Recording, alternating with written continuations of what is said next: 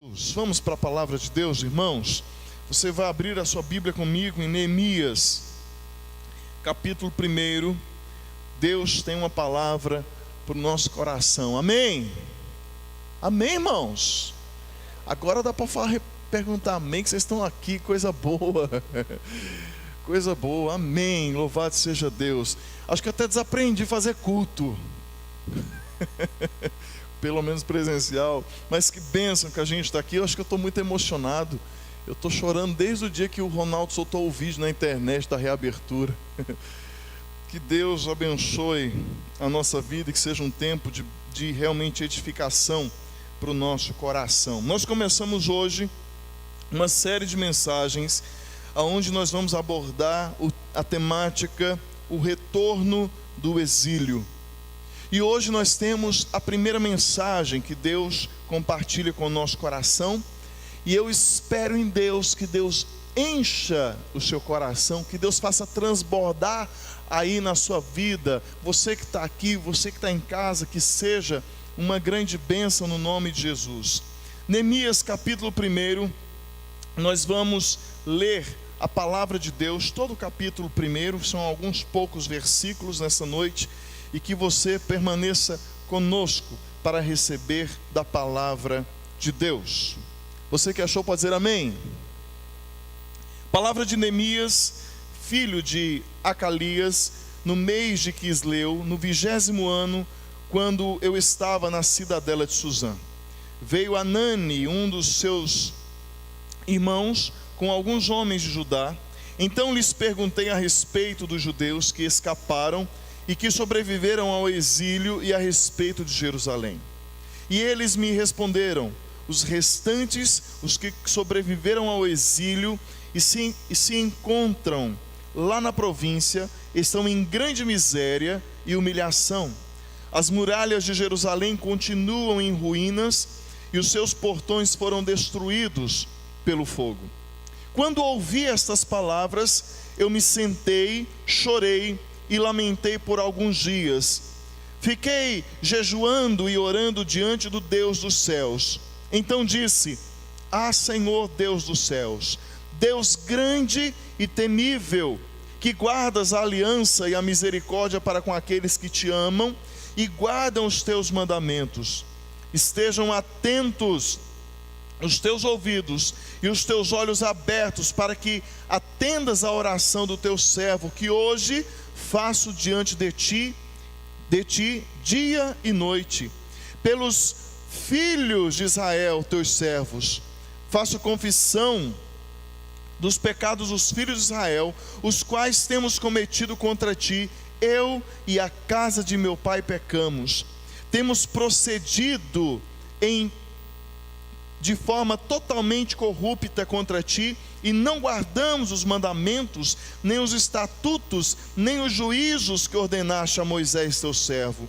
Lembra-te da palavra que ordenaste a Moisés teu servo, dizendo: se vocês forem infiéis, eu os espalharei entre os povos. Mas se vocês se converterem a mim e guardarem os meus mandamentos e os cumprirem, então ainda que seus desterrados estejam nos lugares mais distantes da terra, de lá os ajuntarei e os trarei para o lugar que escolhi para fazer habitar o meu nome.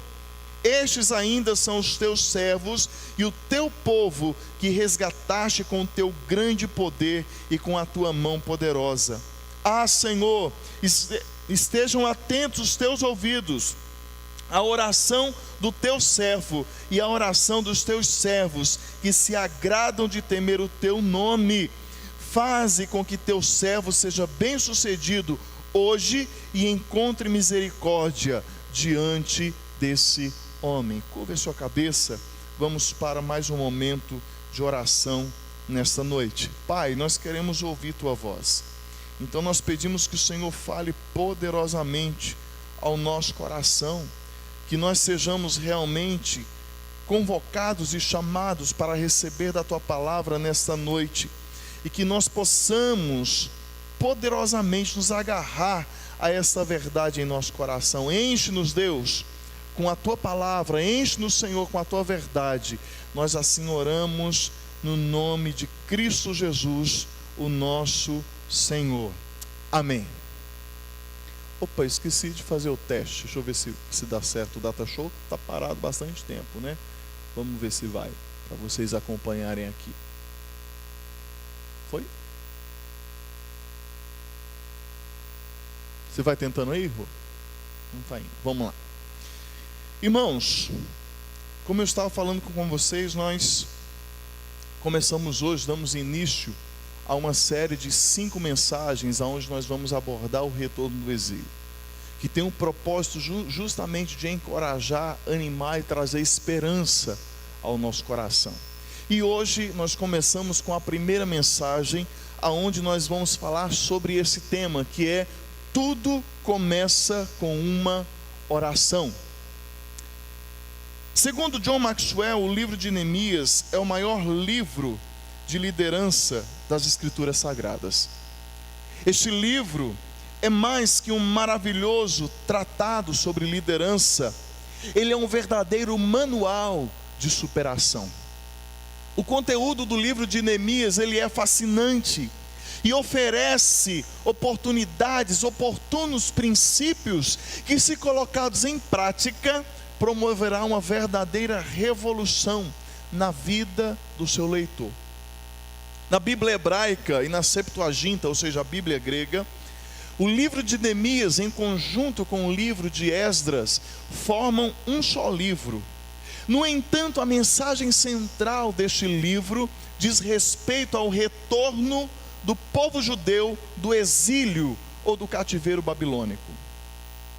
Após 70 anos, 70 longos anos de destruição, perseguição e de tentativas de desconstrução da fé daquele povo, chegou o momento, chegou o tempo, chegou a hora das promessas de Deus se cumprirem na vida daquele povo.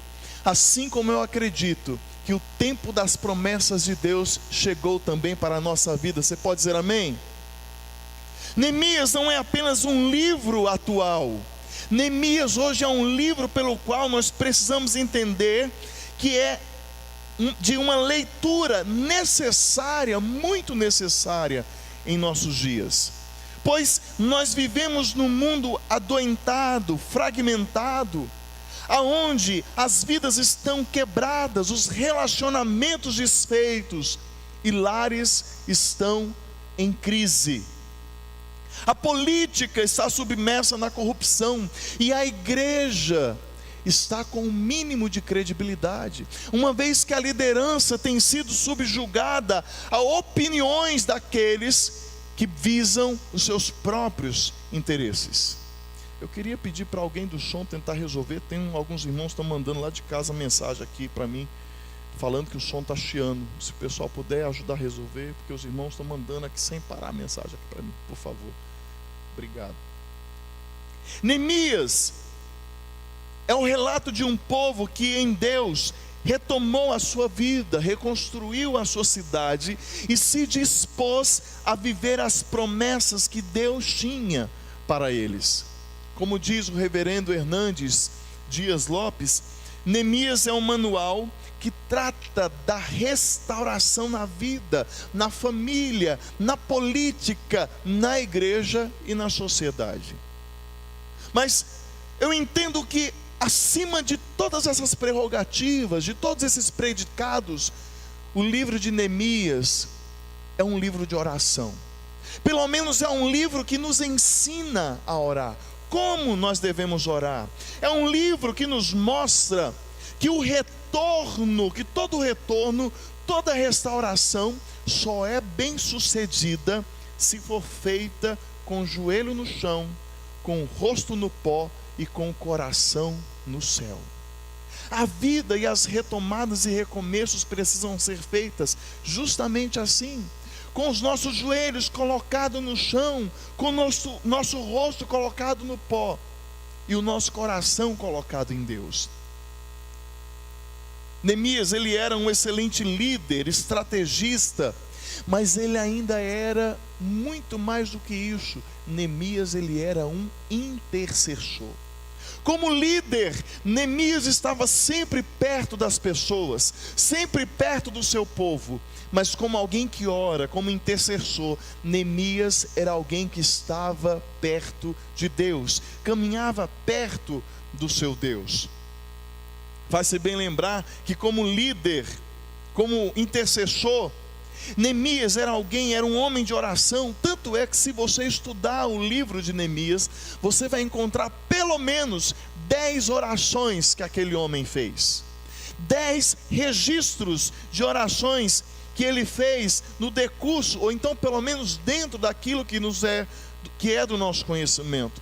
Como líder, Neemias era alguém que estava comprometido e estava ocupado. E quando a gente fala de ocupação, diga-se de passagem, que uma das estratégias do diabo para a vida daquele que serve a Deus é ocupá-lo o suficiente para que aquela pessoa deixe de orar.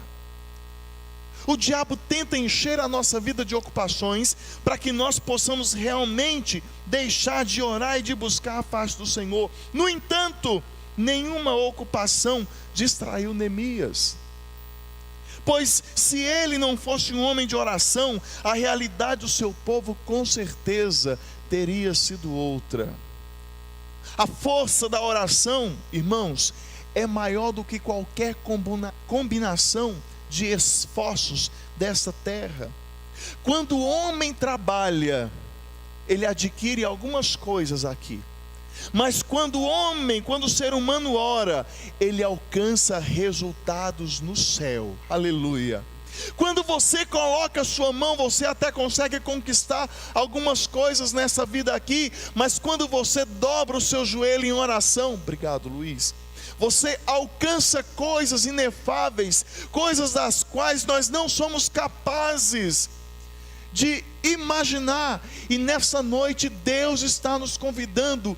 Todo retorno, todo recomeço, seja ele em qual esfera da vida for, tem que começar mediante a oração.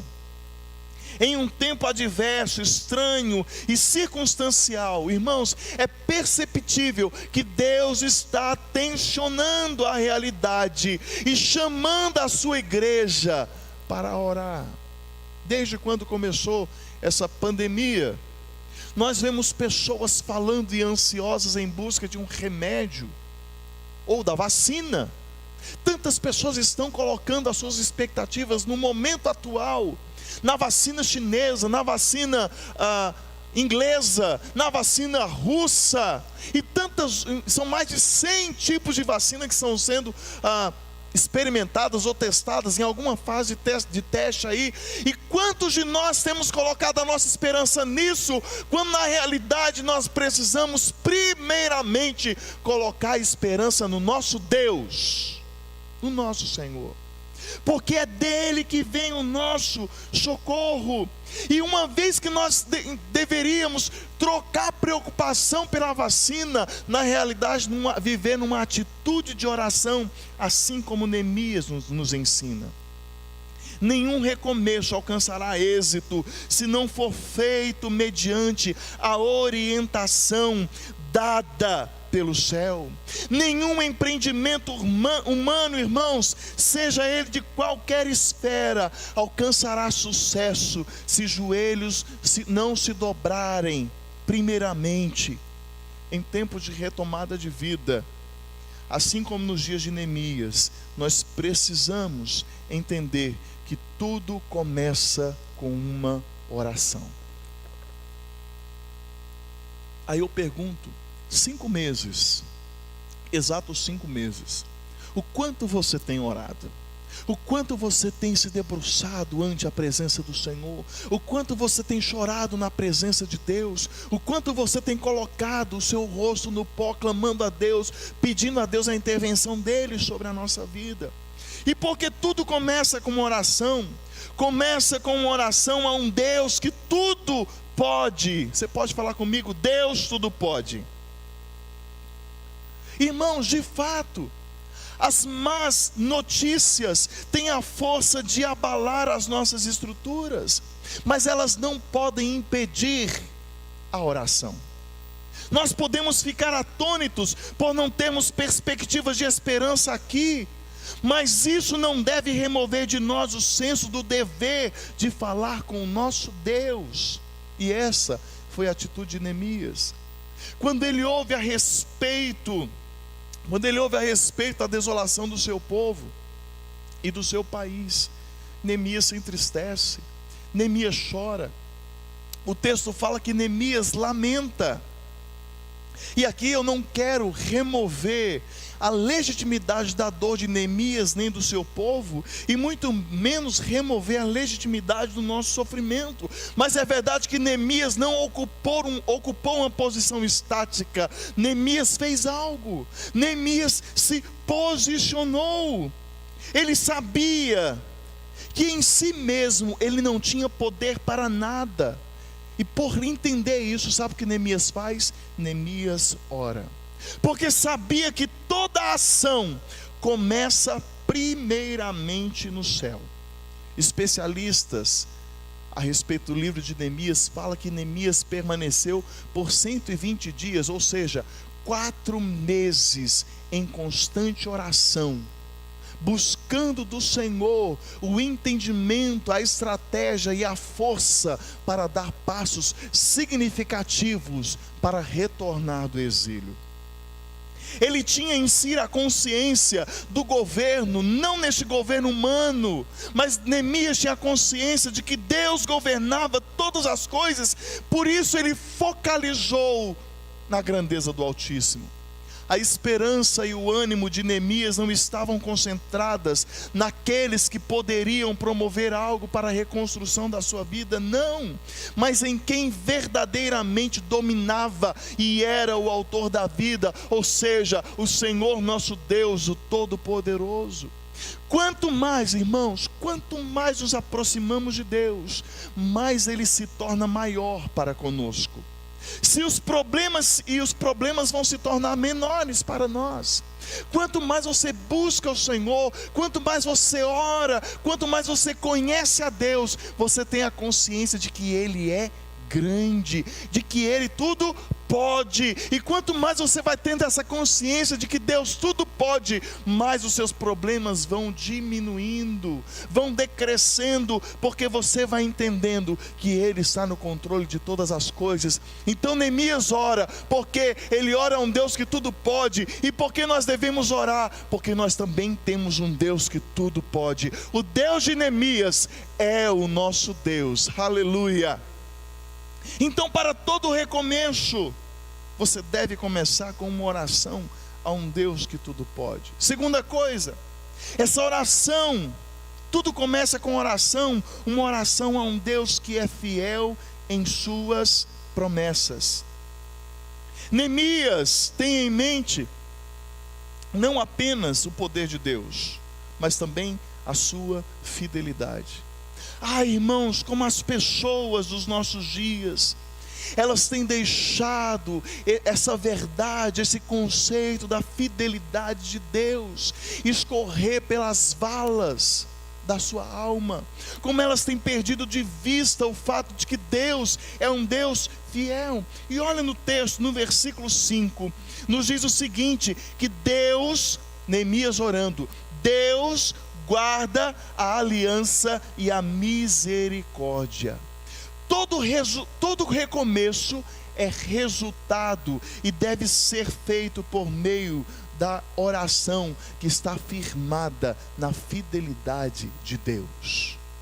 Quando nós oramos, nós precisamos de fato ter no coração a verdade de que aquele que ouve a nossa oração é fiel, irmãos. Tanto Ele é fiel que algumas vezes Ele sabe que existem coisas que não são boas para a nossa vida, e Ele não nos dá porque Ele é fiel, Ele está cuidando de nós. Nós não podemos fundamentar a vida nos nossos próprios méritos, mas nós precisamos fundamentar a nossa vida em Deus, naquilo que Ele é. E o que Deus é? Deus é fiel. Neemias, ele ora porque ele conhece o caráter de Deus, e a fidelidade diz respeito diretamente a um atributo que Deus tem. Neemias está citando esse atributo da fidelidade, não para constranger ou para encurralar o Senhor, não, mas para reafirmar para o seu próprio coração que o Deus que ele serve é um Deus verdadeiramente fiel. Lembra-se da palavra de Deus, que fala que se nós formos infiéis, ele permanece fiel, porque ele não pode negar a si mesmo. Agora note bem, dentro das promessas do Senhor, existem promessas que são incondicionais e existem promessas condicionais.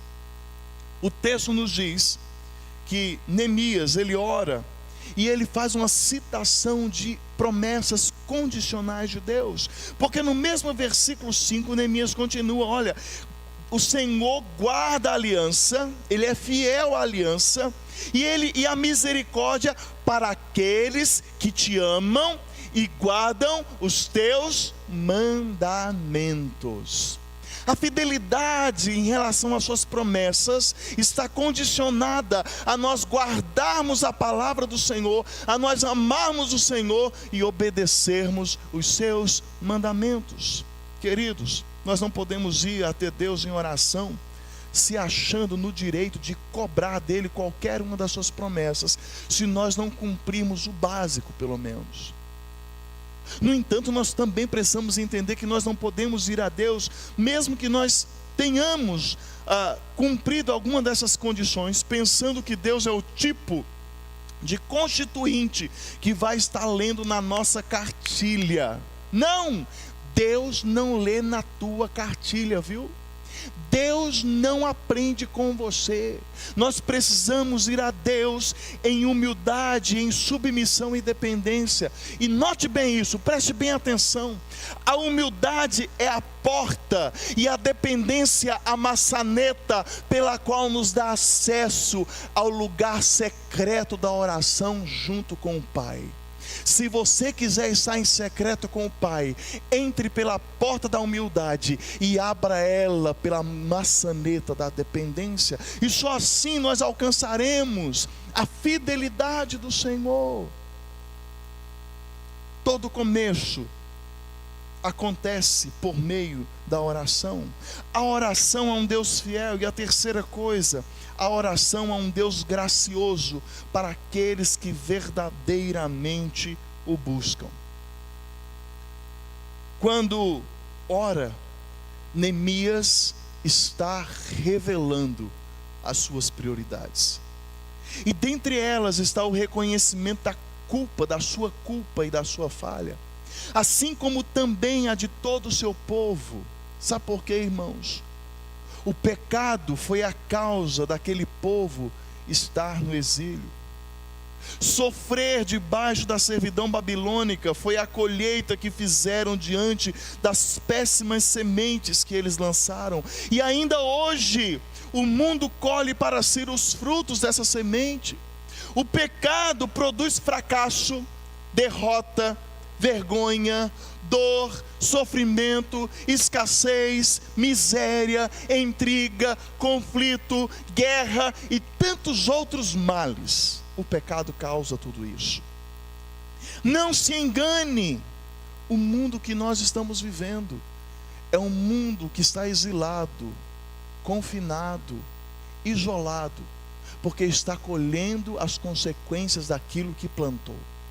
Está colhendo as consequências do seu pecado, está pagando um preço pelas suas escolhas.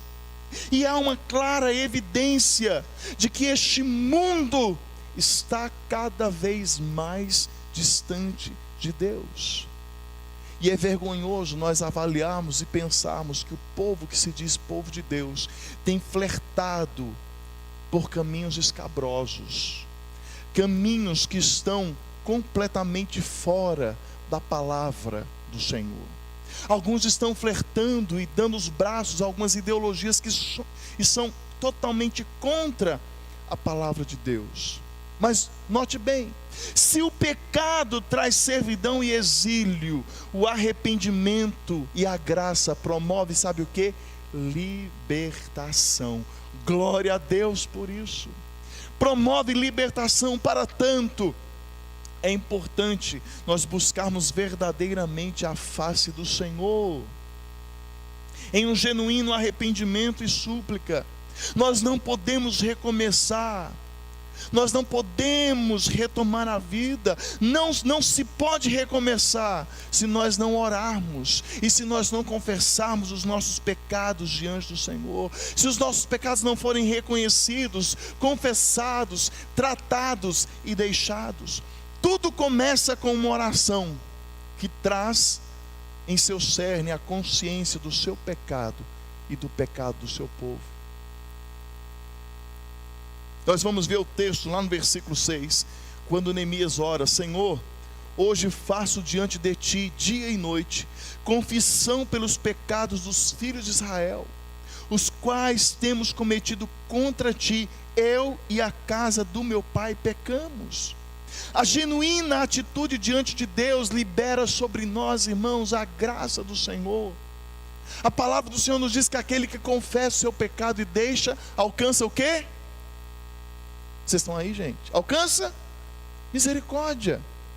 Quem encobre a transgressão jamais prosperará, é o texto de Provérbios 28. Mas aquele que confessa e abandona e deixa, alcança misericórdia. Por isso há uma necessidade, como igreja, como povo de Deus, diariamente, constantemente falar: Senhor, eu tenho pecado, a minha família tem pecado, Deus, a comunidade que eu estou inserido é pecadora, Senhor, o Brasil tem pecado, perdoa os pecados do nosso povo. Precisamos nos humilhar na presença do Senhor, e tudo começa com uma oração sincera e genuína, repleta de arrependimento. O Deus que ouve, irmãos, é o Deus que é gracioso o suficiente para nos perdoar. É gracioso o suficiente para nos perdoar. Todo recomeço, todo retorno do exílio, ele será bem sucedido se nós orarmos constantemente a um Deus gracioso para aqueles que verdadeiro o buscam. A quarta e última coisa que eu quero compartilhar com você nesse texto é que tudo começa com uma oração a um Deus que está pronto a nos abençoar. Neemias tem as mãos vazias, mas o coração daquele homem está cheio. Cheio, sabe de quê? Cheio de esperança. E diante disso não permanecerá estático. Neemias, ele escolheu fazer alguma coisa, e uma vez que ele é conhecedor da palavra de Deus, ele sabe que Deus é pronto para abençoar aqueles que a ele suplica. Quando Neemias ora, ele ora pautado na palavra do Senhor. Ele cita as Escrituras, e quando a gente ora pautado na palavra de Deus, a gente ora segundo a vontade de Deus. Olha que lindo, olha que maravilhoso. Quem alicerça a vida na Escritura, alicerça a existência em uma rocha firme, inabalável, que não pode ser em hipótese alguma sacudida em nenhum momento. Quando nós oramos, não estamos vencendo Deus pelo cansaço, mas nós estamos nos apropriando das bênçãos que Deus tem disponível a cada um de nós. Sabia que Deus tem bênção para a tua vida? Mas Ele está esperando você buscar, Ele está esperando você clamar, Ele está esperando você orar. Não é verdade, irmãos, que a oração é uma tentativa de vencer a relutância do autismo? Não, mas é um ato de nós nos apoderarmos da alta disposição que o céu tem a nosso favor. É o entendimento que Deus está pronto a nos abençoar, mas nós precisamos de fato recomeçar como? Orando. Note bem que a oração não nos exime da ação, pelo contrário, ela nos responsabiliza sobre a mesma. Quando Neemias ora, ele age, ele coloca a sua causa diante de Deus, mas ele também dá um passo e coloca a sua causa diante do rei. Neemias não é aquele tipo de crente 6 horas, já ouviu falar?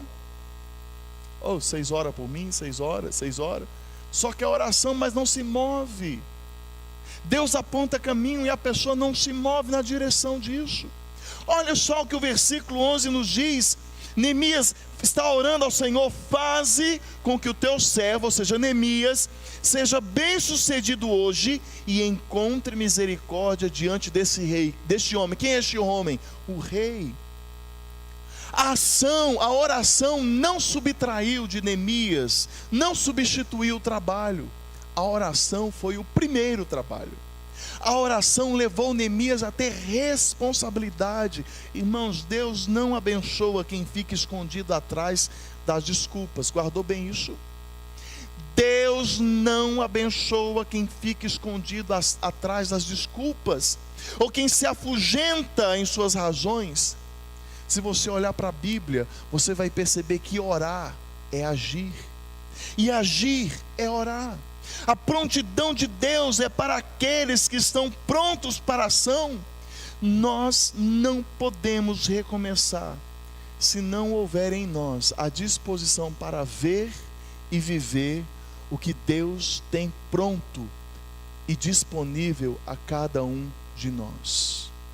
Eu quero concluir nessa noite entendendo que nós estamos retomando a nossa vida comunitária, ao mesmo tempo que alguns de nós também estão retomando algumas outras atividades. Nós precisamos dessa coragem, mas precisamos, acima de tudo, orar, falar com Deus. Não deixe que a mídia dê a última palavra sobre o teu coração. A última palavra vem do Senhor, e você só encontra isso por meio da oração.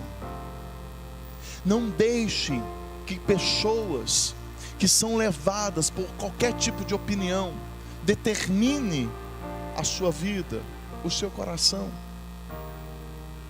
É claro que a oração nos dá responsabilidades, mas a gente precisa aprender a ouvir Deus. A retomada da vida, quer seja nesse sistema pandêmico, quer seja de algum sonho, de algum projeto, de algum plano, alguma coisa que ficou pela vida, chegará o momento que você vai precisar dar um passo importante em retomar algumas coisas na sua vida. Chegará um momento que você vai precisar dar um primeiro passo. E quanto mais você ora, mais responsabilidade, atitudes você tem. Tudo deve recomeçar com uma oração. Deus não nos chamou para nós vivermos prisioneiros ou como cativeiros. Deus nos chamou para a liberdade em Cristo Jesus.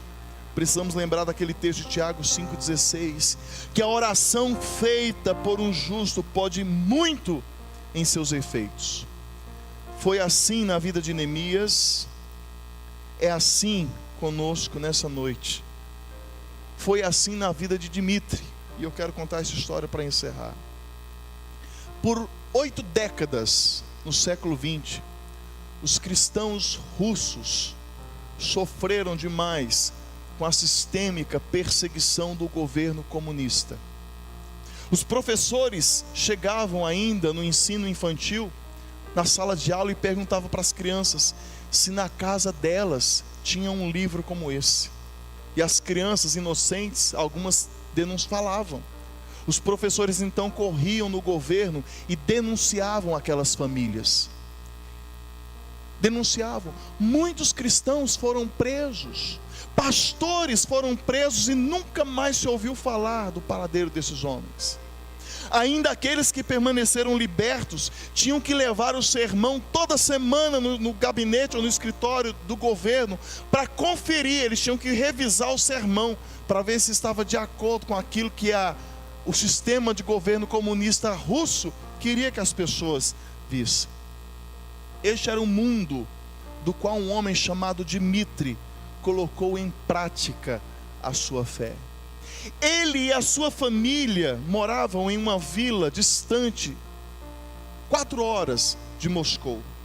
A igreja mais próxima ficava da casa de Dmitry 3 horas de caminhada, tornando-se difícil então ele ir ao templo com frequência. O que aquele homem fez? Começou a fazer cultos na sua própria casa, ele e a sua família. Os vizinhos começaram a ouvir e começaram a se juntar, e ouvindo a palavra de Deus, de 4 pessoas, aquele número foi crescendo, 25. Começou a incomodar. Os oficiais e as autoridades daquela vila foram lá e tentaram intimidar ele, mas não adiantou, porque quanto mais se persegue a igreja, mais ela cresce. De 25 passou a 50, 75, ao ponto da casa daquele homem ficar muito apertada para conter aquele número grande de pessoas. Os oficiais então foram até lá e esbofetearam Dmitri na frente de todo aquele povo. Na saída, uma vozinha pegou seu dedo, apontou no nariz do soldado e falou o seguinte: você tocou num santo homem de Deus, não vai ficar impune. 2 dias depois, o soldado morreu de forma assustadora. Sabe o que aconteceu? As pessoas ouviram a notícia e muitas outras pessoas afluíram para a casa daquele homem, e agora ele fazia cultos com mais de 150 pessoas. O governo parou? Não. Prenderam Dmitri. Eles conseguiram um mandato de prisão e aquele homem foi parar na prisão, mas ele não passou alguns dias ou algumas semanas ou alguns meses. Foram 17 anos por causa do evangelho. 17 anos. E dia após dia, aquele homem, todo amanhecer, naquele cubículo de cela, úmida, fria, todo amanhecer ele levantava as suas mãos, ele cantava ao Senhor, todo santo dia o mesmo hino, ele cantava a Deus, ele orava ao Senhor. 17 anos, apanhando, sendo afrontado pelos outros presos, porque naquele presídio tinha cerca de 2.000 prisioneiros, e Dmitri era o único cristão. Um dia, o governo enviou alguns emissários até aquele homem e falou o seguinte: negue a sua fé. E ele falou: não vou negar. Nós assassinamos a sua esposa e os seus filhos, que há 17 anos ele não via. Os seus filhos desertaram do evangelho que você prega e agora são soldados do nosso regime. Entristecido, aquele homem teve um primeiro momento onde a sua fé vacilou, titubeou, e ele pensou em desistir. E ele fez um acordo com aqueles oficiais: tudo bem, traga o documento, eu vou assinar, eu vou negar a minha fé. Os soldados sabiam eles que a 1.000 quilômetros dali a igreja estava reunida em oração. Sabe aquela igreja? Começou na casa dele, estava reunida em oração. E enquanto eles estavam orando, Deus moveu o coração da esposa de Dmitri, que ela estava naquela reunião. E de forma miraculosa, naquela noite, enquanto Dmitri estava deitado, Deus deixou ou levou até a cela de Dmitri 1.000 quilômetros depois. Isso é verídico, viu, irmãos? Depois eu não sei falar o nome do historiador russo, mas eu posso passar depois para você. 1.000 quilômetros de distância, Deus deixou que Dmitri ouvisse a voz da sua esposa e dos seus 2 filhos orando. No outro dia pela manhã, os oficiais chegaram com o documento para ele assinar e encontraram um homem sereno, calmo, tranquilo e decidido: eu não vou assinar. Assustados, eles falaram: como assim? Não vou, vocês mentiram para mim. O Espírito Santo falou para mim que a minha esposa está viva e os meus filhos continuam servindo ao Senhor e a igreja segue vibrante. Não vou assinar. Não tinha opção, irmãos. A pena máxima para aquele homem foi determinada: a morte.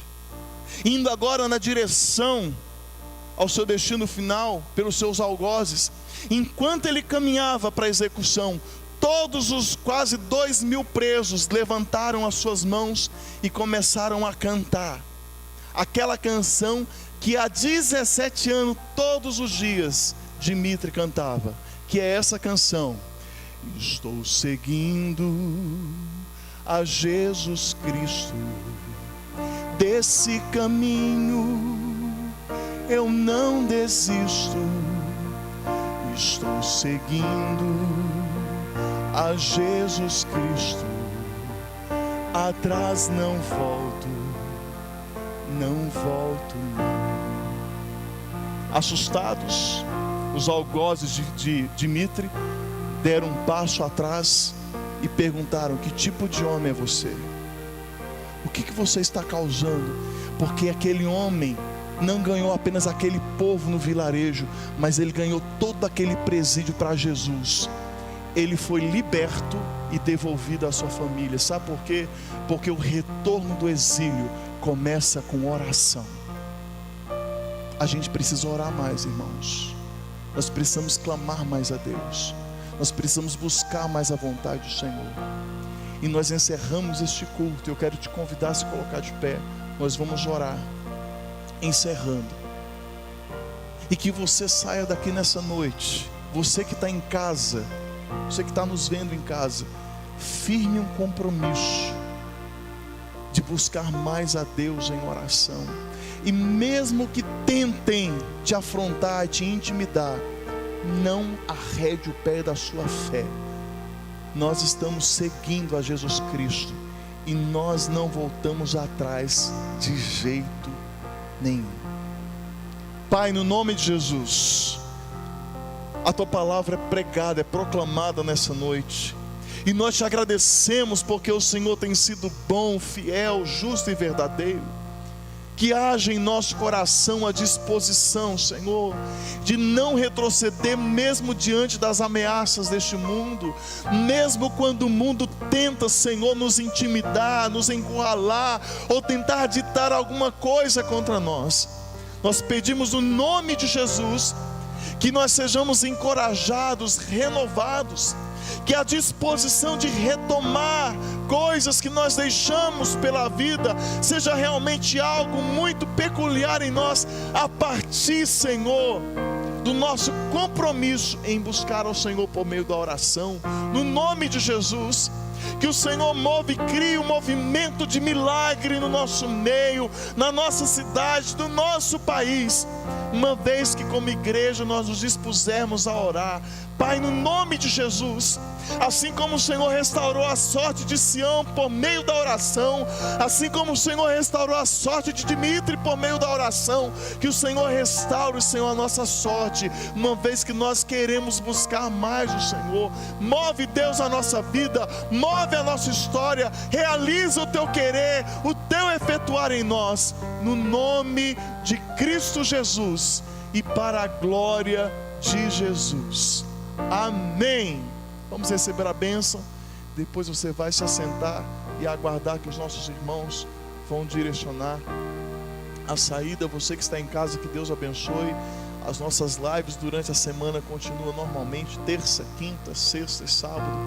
Uma bênção para a nossa vida. E no próximo domingo nós estaremos aqui, se assim o Senhor nos permitir.